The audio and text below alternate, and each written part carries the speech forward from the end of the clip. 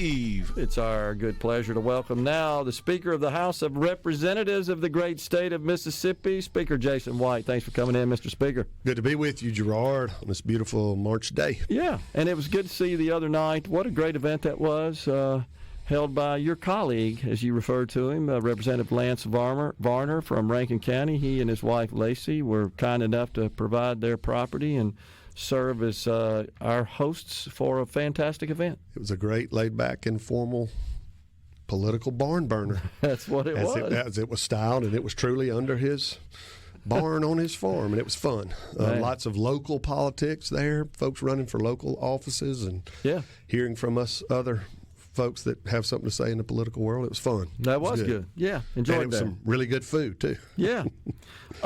Okay, so let's turn our attention to some legislation that's going on. The top of your list, of course, has been your priority for the session, which is HB 1, that the measure that passed the House would fully eliminate the income tax and has some other tax provisions in it as well.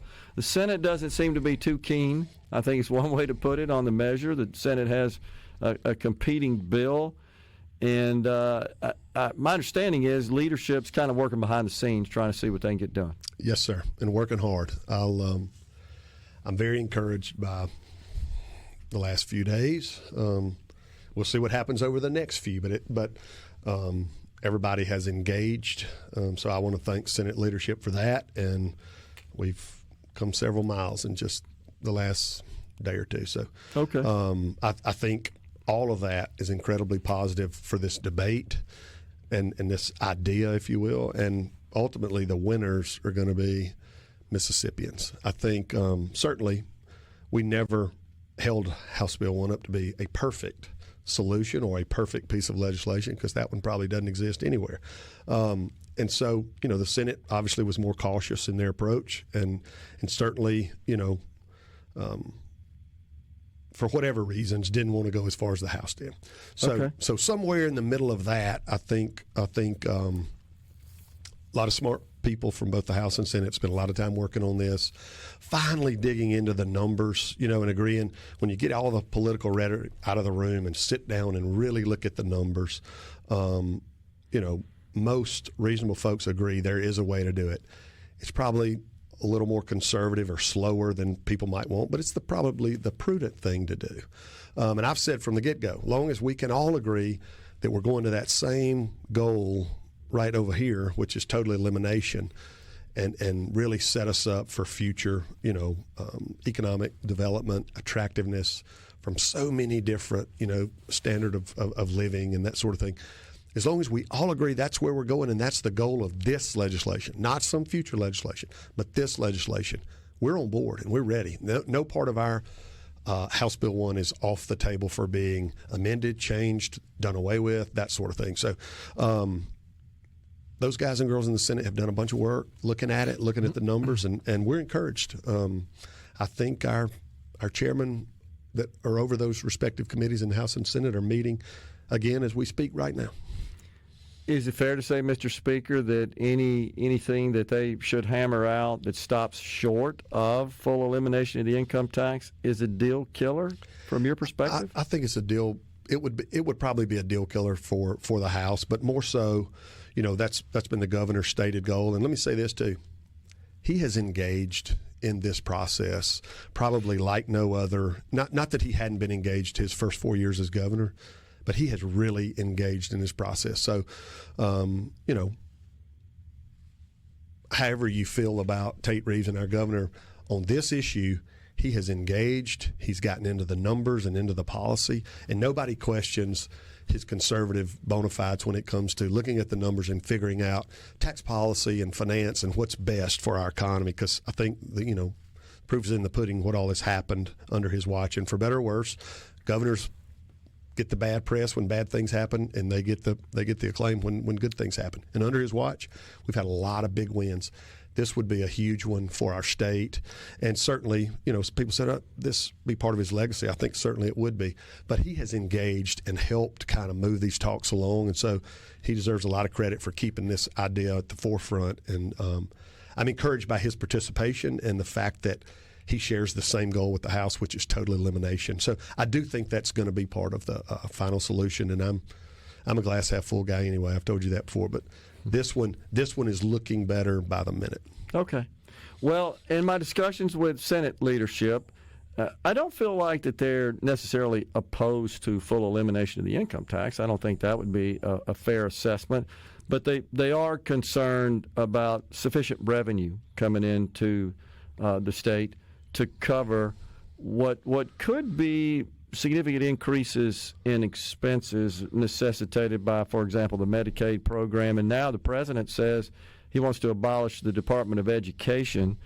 I don't think he can do that with the executive order, but he'll probably try, like all presidents do, that it would require legislation. But it's quite possible that would go through it. $280 billion comes from the Federal Department of Education. The state of Mississippi, as you well know, receives a significant amount of federal funds in that realm. If we were to lose that, if we get cuts in Medicaid, which even though the president said he's not going to do, the Speaker of the House says he's instructed his team as they draft the details around the budget framework, does include cuts to Medicaid. That could affect the state of Mississippi. You know where I'm going with this. We're looking at possible natural increases in expenses and spending as a result of losing some federal funding. Well, you call those natural increases.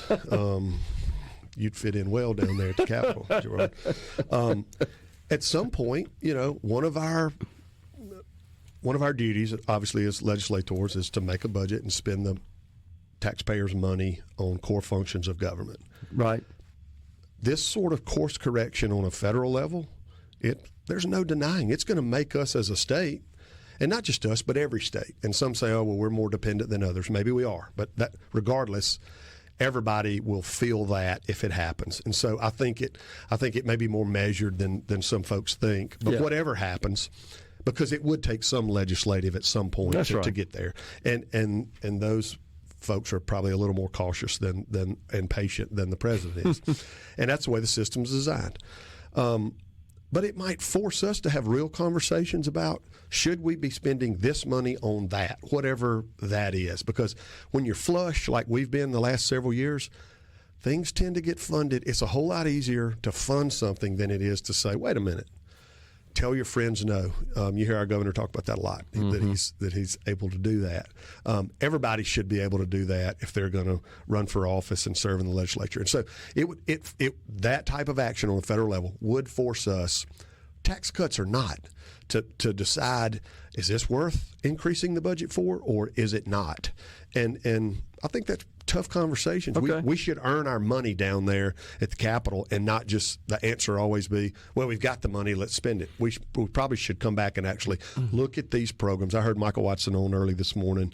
He was in the Senate before he became our Secretary of State, and he made a valid point.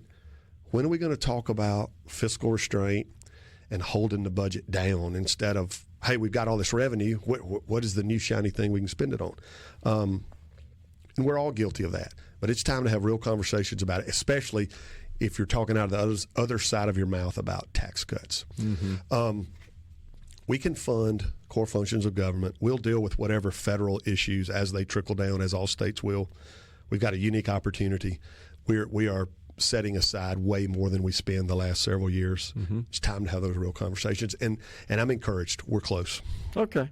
Well, the state auditor, as you well know, he really promotes the idea of sifting out some of the wasteful spending, and something he said a couple of days ago is that we're spending a lot more on vehicles and fuel as compared to other states like Arkansas, just travel in general. I mean, is there maybe an idea or a plan, Mr. Speaker, from in your chamber or in both, that to kind of stand up some sort of group outside of just the state auditor to study this? There's a lot of talk about that. And right. You may see our peer committee, which is a joint committee of House and Senate made up of what I would consider some of our best budget hawks and folks that really want to dig into those kind of details. You may see them pivot and turn a little more toward exactly that going forward, probably as soon as this summer when they reconvene and get to meeting again.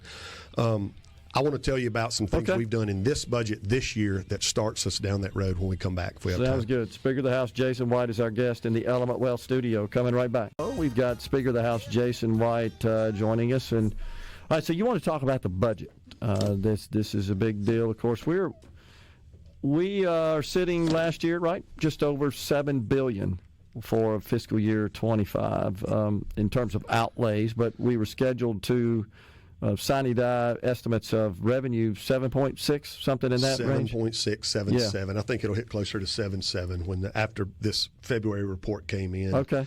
We were almost right on our target number, which is just shy of 7.7. So we're going to be somewhere there on a budget that's less than 7.1. So we're going to bank in excess of $500 million again this year.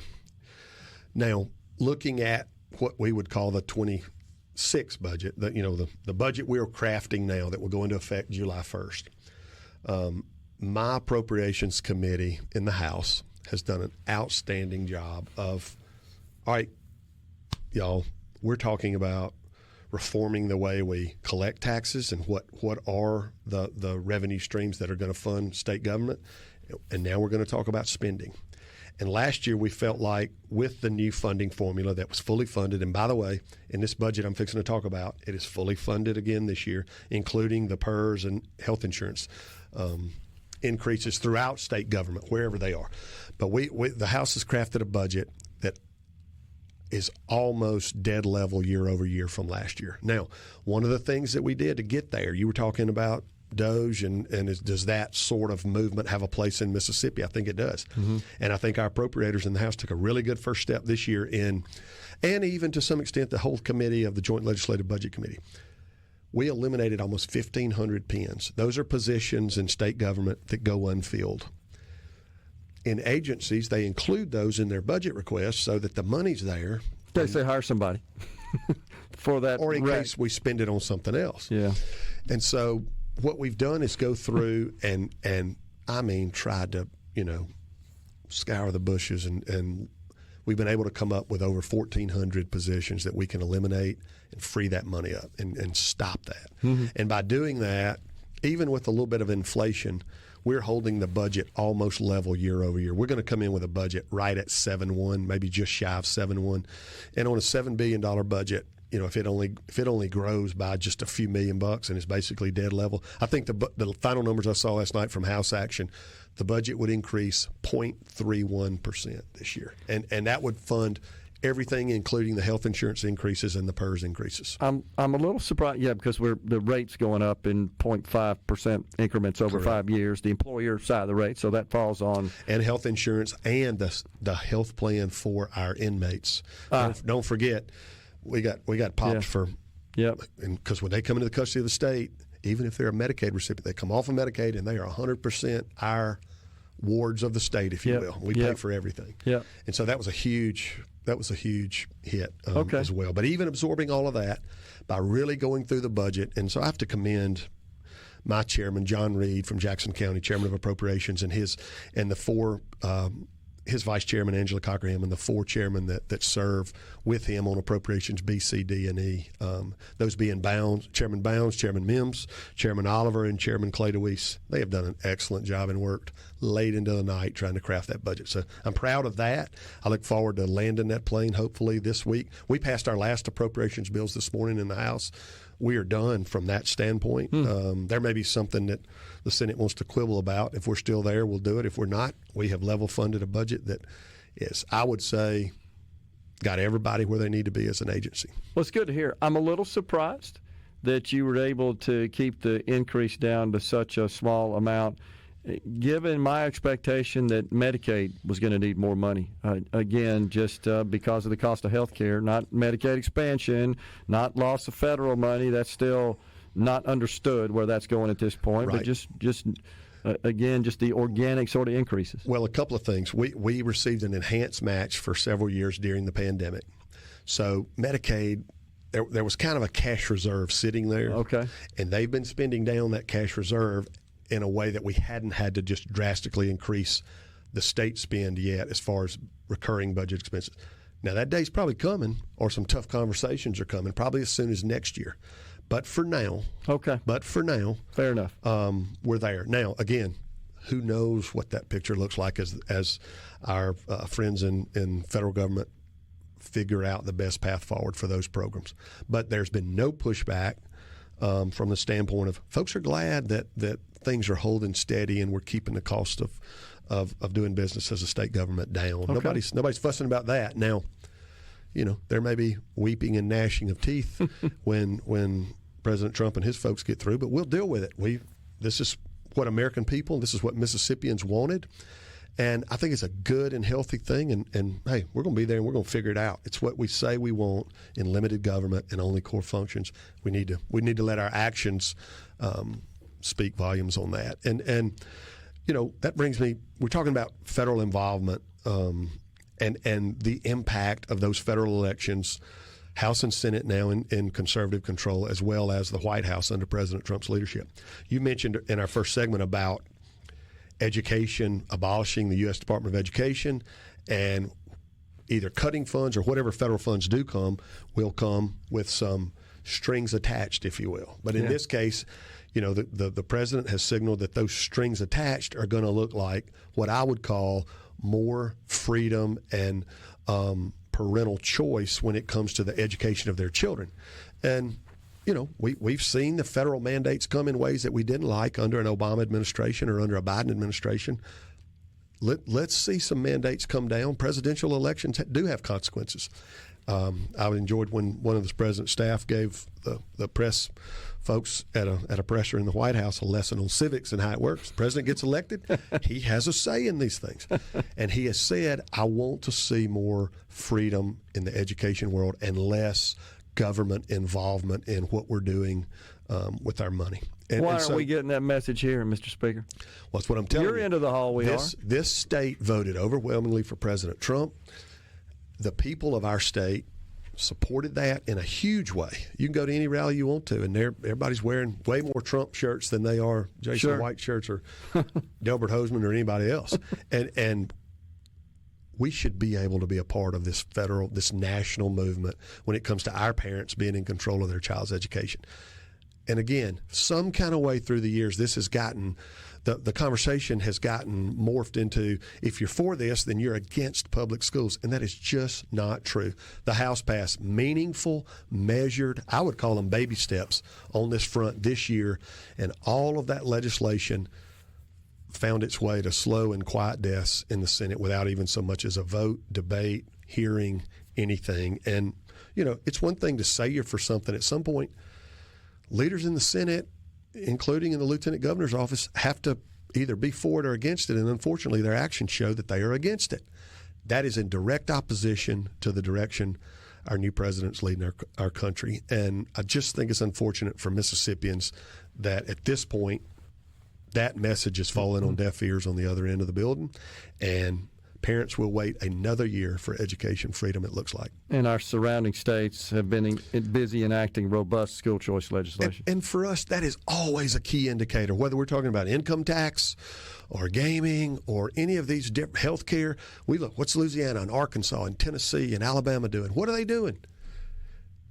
They are on the front. They're leading on these issues, and we are some kind of way, one more time wanting to be the last one to jump in the pool. It's time.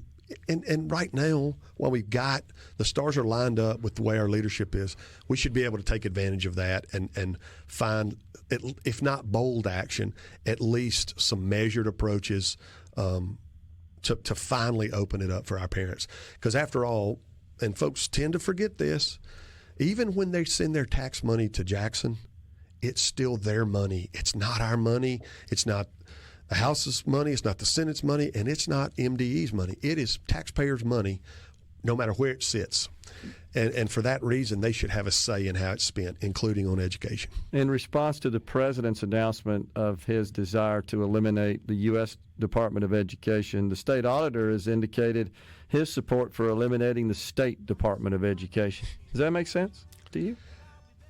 I think it makes sense on a lot of fronts. Now, what that looks like and where we go, I'm open to that discussion. Okay. But it can't look like some sort of entrenchment organization that is simply here to stand in the way of the direction that taxpayers want to go. At some point, government should reflect the will of the people. Can you stay and share your thoughts on district consolidation? Sure. Yeah, we got Speaker of the House Jason White in the Element Wealth studio. We are back in the Element Wealth studio, Speaker of the House Jason White. So before we went to break there, Speaker, we were talking about education choice, the difficulty we're having, just taking the baby steps as you described it. And in this case, it was just Representative Jansen Owens' legislation that survived the House, got transmitted to the Senate. That's one of maybe two major bills. I don't know if I'd call them major, but those that survived and made their way down the hall there would just have created an open enrollment portability. Any student in any school can apply, and if accepted for enrollment to any other school, within some reasonable parameters of capacity and so forth, allowing every district, right, to determine their Correct. capacity. Just required them to report that to the legislature, so they don't kind of play the game with that, and also set up some funding to cover the local portion of a student's funding of cost should they transfer, because their local funding would stay in their home district. So accommodated all what I thought would be the objections. But we couldn't get that off the ground in the Senate. We couldn't get even any amendments to it. Like, I thought maybe they'd say, okay, well, let's restrict this to D and F districts, and we only have 3 now. Correct. So that's not a whole lot of options. But we couldn't get anything going. We couldn't get anything going, and I'll have to let those folks answer for their actions. I wish I could explain it to you. I hate to say this, but I've heard the lieutenant governor say when he's asked those pointed questions, whether it's in an interview on this show or other shows, or I saw an in-depth interview he did with Russ Latino a few weeks ago. He was asked that specific question on portability, and multiple times he said, "Oh yes," and as a matter of fact, the Senate will pass portability, and as if it was in doubt in the House. Well, you can't keep saying those things and do something else, and so that I've got to answer for my politics, and he does, and Senate does, and House members do. Right. And that's fine. But you can't keep saying it, and then when it comes time, to actually perform, not do it. And he said the same thing, by the way, on this show, but he did include the caveat that only the D and F districts, the failing districts as he described them, but we couldn't even get that. Well, I've heard it said without caveats, but regardless, we didn't even get that. The bill didn't even get a hearing. We didn't get that. It didn't even get a hearing, and so at some point, you probably got to say that, Nancy Loome's one of the most important members of the state Senate. No doubt. You can't. It's hard to look past that. And look, again, those guys seem to survive just fine with it. So yeah. Okay. All right. So we were talking a little bit about consolidation of school districts. I think originally your plan was to require it, right? And then you kind of changed the final measure there to study it, I guess. Well, we had some conversations with the folks at MDE, and they indicated, maybe there's a path forward there that maybe, even they, like us, would like to see something in that space. Okay. So here's what our original legislation said. It basically gave them 4 or 5 years.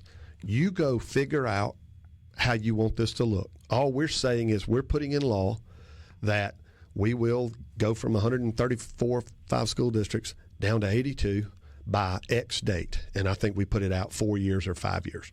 Okay. Go figure it out and come back to the legislature with what that looks like. If we need to hold your hand and pass more legislation to make it happen, that's what we'll do. All right. Obviously, there was great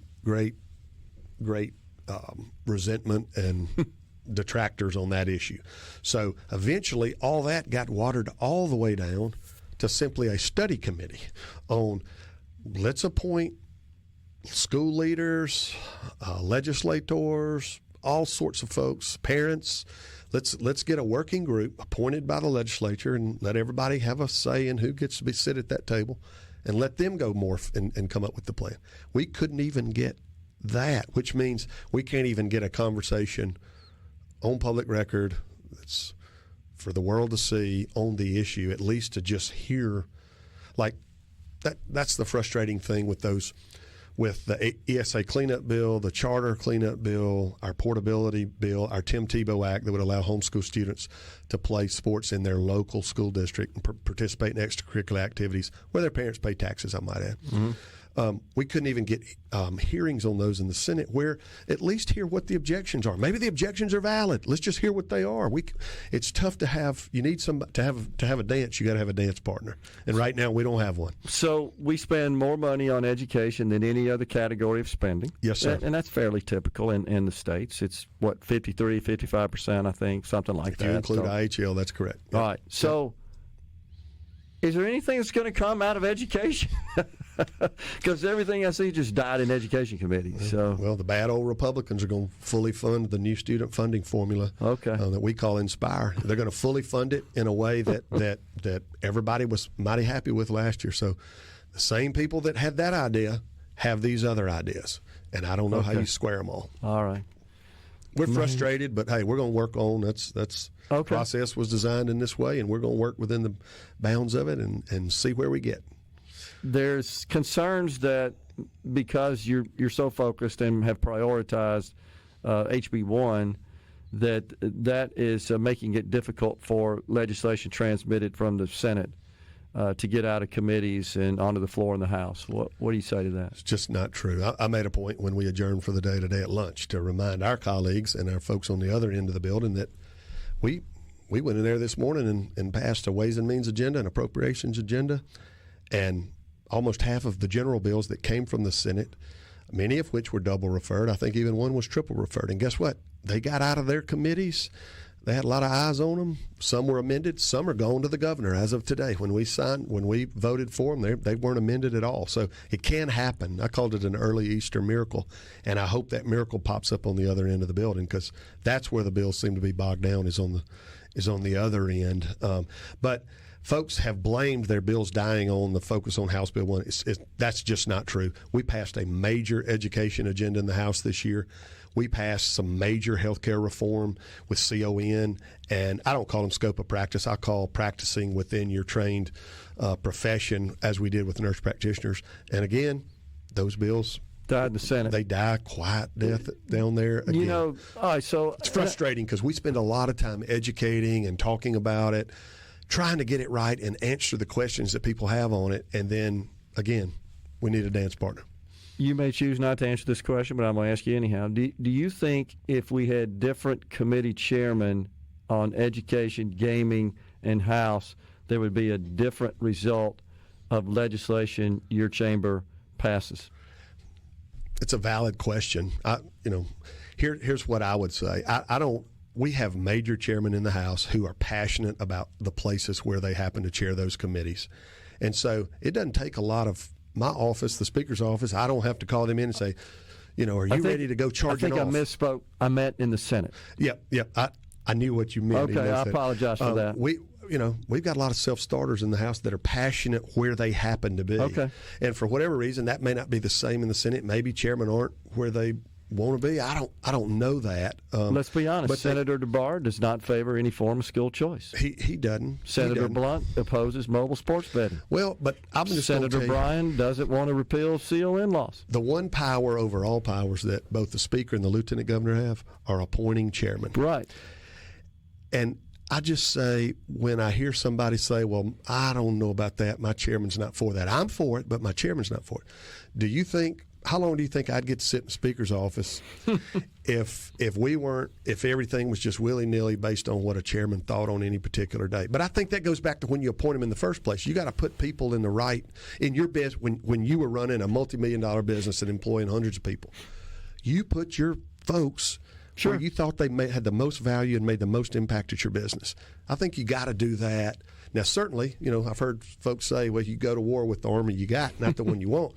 But you got to hire them. Our voters send them there. It is a key component of my job as Speaker and the Lieutenant Governor's in his position to appoint key folks who are passionate and reflect the will of Mississippians in the way legislation ebbs and flows through the process. Okay. Well, I'll accept that answer. I'll just provide my opinion that I think the outcome would be different if we had different people. I think it would be different, but I can't give a pass to the guy at the very top. I get it. I think it starts at the top and a priority set. Somebody's got to be the tip of the spear, and I think it actually starts at the very top. And as you so accurately articulated. We elect that person. You elect that person. And that's what their job is. You brought up chairman of gaming. It looks like, again, this year that the Senate is going to stand in the way of mobile sports. Folks will continue to illegally gamble and bet on sports online, and that money will go elsewhere or in illegal dealers' pockets instead of through the normal channels where our gaming industry and our gaming officials could regulate it, and we would at least see the benefit of our operators making that money and Mississippians making it versus it hitting on the illegal market. Because folks are betting, make no mistake about it. No, it's happening. $25, $50 million a year. And almost every operator supports mobile sports betting through their casinos. I've been in the gallery and I've heard them say it, the management of those organizations. Yes, sir. It's time. Speaker of the House Jason White has been our guest. Thank you for coming in, It's been Mr. fun. Speaker. Yeah, Thank you for the opportunity. You Enjoy bet. it. Coming right back.